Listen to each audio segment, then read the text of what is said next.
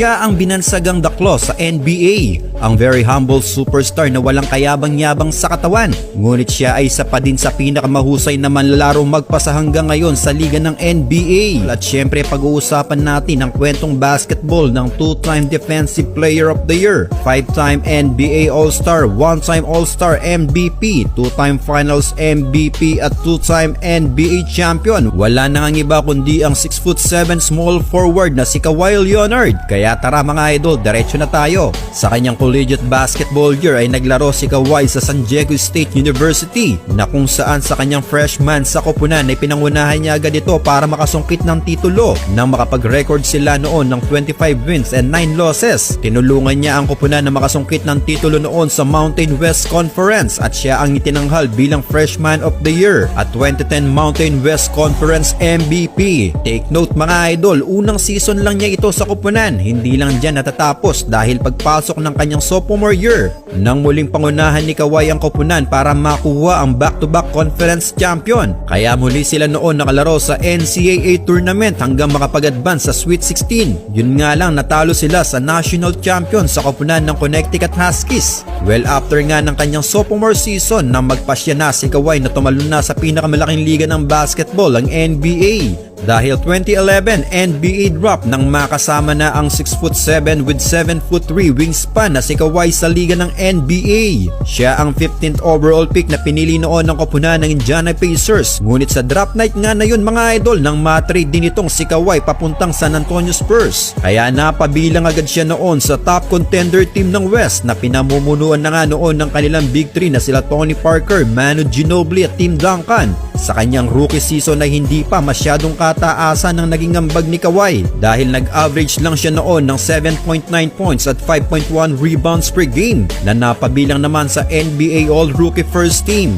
Well, sa kanyang rookie season nga ng pag-arian ng Spurs ang West nang makuha nila ang first seed sa standing. Hindi lang yan mga idol, dahil pagdating ng post-season game or playoffs ay 2 beses pa silang nagwalis ng koponan nang walisin nila sa first round ang Utah Jazz. Sa semis naman nang walisin din nila ang Los Angeles Clippers. Ngunit pagdating ng Western Conference Finals na makaharap nila ang Big 3 ng Oklahoma City Thunder na sila Harden, Westbrook at Durant, napalaban ng husto ang Spurs mga idol at sa huli ay naubusan nga sila ng gasolina na naging dahilan ng kanilang pagkatalo sa West Finals. Ngunit sa sumunod na season lang mga idol, 2012-2013 season, nang maghalimaw na naman ang koponan ng Spurs. Sa season ding ito nang ginamit na ng gusto ni Greg Popovich si Kawhi Leonard, bahagyang tumaas ang kanyang stats sa season ito na tumalon sa 11.9 points at 6 rebounds per game dahil nabigyan na din ito ng mahabang minuto sa loob ng court na mag-average siya ng 31.2 minutes playing time per game. Well, sa tulong ni Kawhi para sa koponan ng Spurs mga idol ay pumwesto sila sa second seed sa West at pagdating ng playoffs ay halos naging unbeatable na naman sila. Sa first round pa lang nang walisin nila ang koponan ng Los Angeles Lakers na pinamumunuan ng Black Mamba na si Kobe Bryant. Sa semis nang pataubin nila ang Golden State Warriors na umabot ng Game 6 at sa Western Conference Finals nang walisin lang nila ng walang kahirap-hirap ang Memphis Grizzlies. Kaya sa kanyang pangalawang season lang sa liga ng NBA ay maglalaro agad itong si Kawhi Leonard sa NBA Finals at nakaharap nga nila dito noon ang solidong pader na koponan sa East, ang Miami Heat na pinamumunuan ng kanilang big three na sila Bosh, Wade at LeBron James. Well, kung matatandaan nyo mga idol, ito yung finals na sinalba ni Ray Allen ng Miami Heat sa serye nila kontra Spurs na kung saan abot kamay na noon ng kampyonato ng Spurs nang mapanalo pa ni Ray Allen sa kanyang buzzer beater ang Game 6 na naging dahilan para mapersa nga ito sa Game 7 at sa Game 7 na magkaroon pa ng home court advantage ang Heat na naging dahilan pa para matalo pa sila sa NBA Finals na ito. Kaya isa nga ito sa disappointing finals para sa Spurs, kumbaga ginto na, naging bato pa mga idol.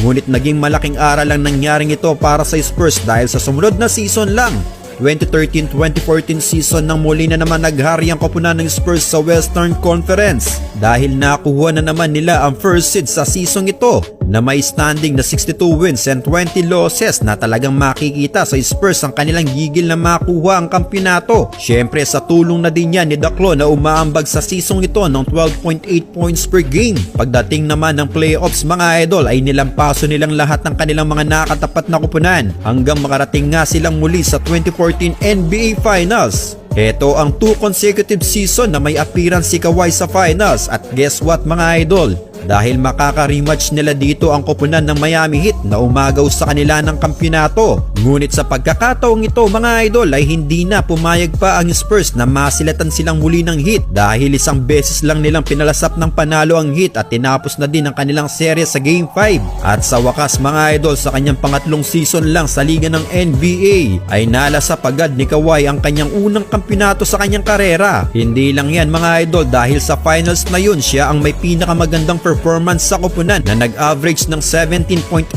points at 6.4 rebounds per game while shooting 61% from the field and 57.9 from the 3-point range. Kaya walang duda mga idol dahil siya ang tinanghal noon bilang 2014 Finals MVP.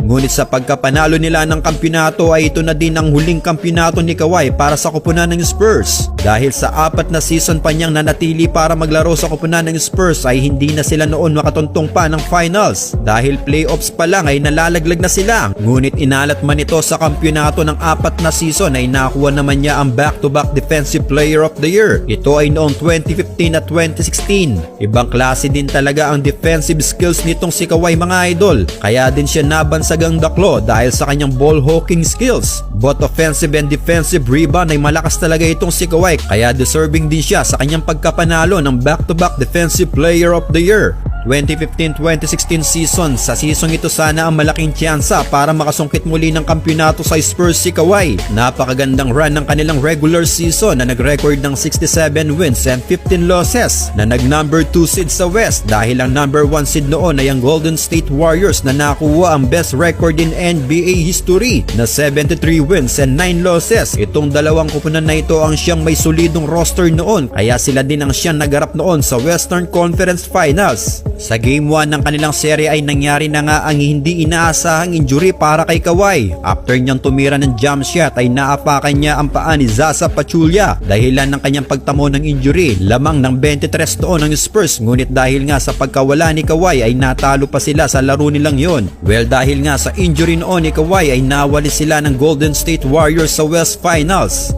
2017-2018 season ay ang last season ni Kawhi sa koponan ng Spurs dahil nga sa kanyang natamong injury sa West Finals kontra Warriors ay sa season ito ay hindi pa din naging maayos ang kondisyon ni Kawhi dahilan ng pagliban niya ng 27 games sa simula ng season ito. Sa pagbabalik laro naman niya noong December 12 hanggang January 13 ay nagtamo naman siya ng left shoulder strain, kaya ni-rolled out na ito for an indefinite period of time dahil kinailangan niya din ng rehabilitation para sa kanyang kanang quadriceps tendinopathy. Kaya sa season ito ay 9 games lang ang nailaro ni Kawhi dahil sa kanyang sunod-sunod na injury. Sobrang tense at emotion ang naramdaman ni Kawhi, kaya dala na din ng kanyang emosyon at hindi nila pagkakaunawaan ng pamunuan ng Spurs sa rehabilitation program na gagawin sa kanya ay nag-request na nga ng trade itong si Kawhi sa Spurs. Kaya 2018-2019 season nang matrade na nga ito sa koponan ng Toronto Raptors kapalit ni DeMar DeRozan. Sa paglipat niya sa Raptors ay binuhat nga ni Kawhi ang koponan papuntang NBA Finals. Nag-average siya sa regular season ng 26.6 points per game at 7.3 rebounds per game na pumwesto sa number 2 seed at tinawid nga ni Kawhi ang koponan hanggang 2019 NBA Finals na nakalaban ng Golden State Warriors. Magiging maganda sana ang kanilang magiging bakbakan sa finals na ito mga idol. Ngunit dahil injury noon si Durant na sinundan pa ng pagkaka-injury ni Klay Thompson ay naging malaking advantage nga ito para sa Raptors na naging dahilan ng kanilang pagkapanalo sa kampyonato. At ito na din ang pangalawang kampyonato ni Kawhi at pangalawang beses din na pagtanghal sa kanya bilang Finals MVP. Ngunit after nga ng pagsungkit nila ng kampyonato ay hindi rin nagtagal itong si Kawhi sa koponan ng Raptors dahil pumirma ito sa kanyang hometown team sa Los Angeles Clippers. 3 seasons na ngayon naglalaro si Kawhi para sa Clippers na sumusubok pa din na makasungkit ng kampyonato sa kanyang hometown. Sa kasalukuyan mga idol, ngayong season ito na 2022-2023 season ay umaasa na makakapasok ang koponan sa playoffs. Nakatulong nga sa koponan si Russell Westbrook at ang kaka-injured lang na si Paul George. Kaya abangan natin yan mga idol sa mga susunod na laro ng Clippers. Well, kayo mga idol, ano ang masasabi nyo sa very humble superstar na binansagang daklo sa NBA na si Kawhi Leonard?